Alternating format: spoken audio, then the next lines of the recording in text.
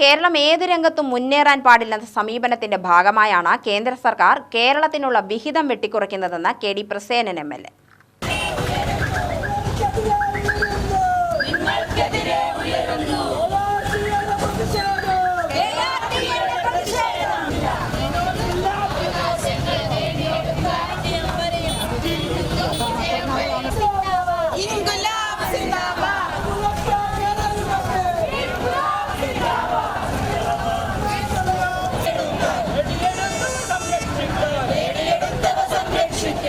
Kerala resource teachers association മുന്നോട്ടുവെക്കുന്ന ആവശ്യങ്ങൾ ന്യായമാണെന്നും KRTA നടത്തിയ DD ഓഫീസ് ധർണ ഉദ്ഘാടനം ചെയ്ത കെ.ഡി. പ്രസേനൻ എം.എൽ.എ. പറഞ്ഞു.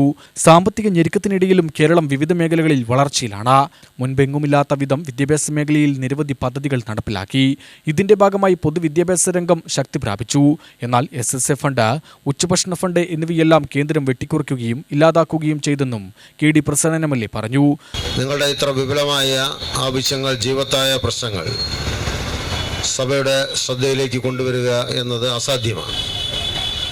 എങ്കിലും ഒരല്പസമയം കൂടി അധികം എടുത്തുകൊണ്ടാണ് അന്ന് സഭയിൽ ഈ വിഷയം ഞാൻ ഉന്നയിച്ചത്.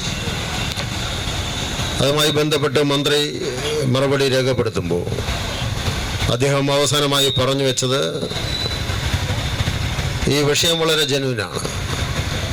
കേരളത്തിലെ ഏറ്റവും പ്രാധാന്യം അർഹിക്കുന്ന ഭിന്നശേഷി വിഭാഗത്തിലുള്ള കുട്ടികളെ, പുതുതലമുറയെ പൊതുസമൂഹത്തിൻ്റെ പൊതുധാരയിലേക്ക് ഉയർത്തിക്കൊണ്ടുവരുന്നതിനോടൊപ്പം ഈ നാടിൻ്റെ സമഗ്രമായ വികസനത്തിന് അവരുടെ വിഭിന്നമായ ശേഷികളെ ഉപയോഗപ്പെടുത്താൻ സ്പെഷ്യൽ എഡ്യൂക്കേറ്റർമാരുടെ സേവനം എത്രമാത്രം വലുതാണ് എന്ന് മന്ത്രി അവിടെ സൂചിപ്പിക്കുകയാണ്.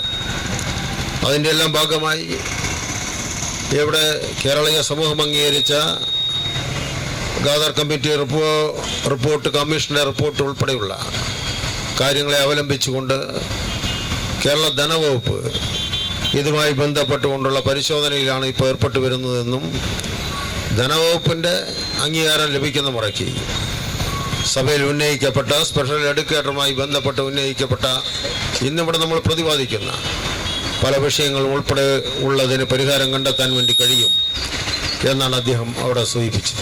ലീവ് സറണ്ടർ അനുവദിക്കുക, വേതനം പരിഷ്കരിക്കുക, അധ്യാപക ആനുകൂല്യങ്ങൾ കരാർ ജീവനക്കാർക്കും നൽകുക തുടങ്ങിയ ആവശ്യങ്ങൾ ഉന്നയിച്ചായിരുന്നു KRTA ധർണ നടത്തിയത്. ജില്ലാ പ്രസിഡന്റ് ജിഷ കെ അധ്യക്ഷത വഹിച്ചു. KSTA ജില്ലാ secretary MR Mahesh Kumar, DYFI സംസ്ഥാന കമ്മിറ്റി അംഗം റിയാസുദ്ദീൻ, K പ്രസാദ്, ജില്ലാ secretary Deepa Joseph, S Vipin, Arunkumar, KS സംഗീത എന്നിവർ പ്രസംഗിച്ചു.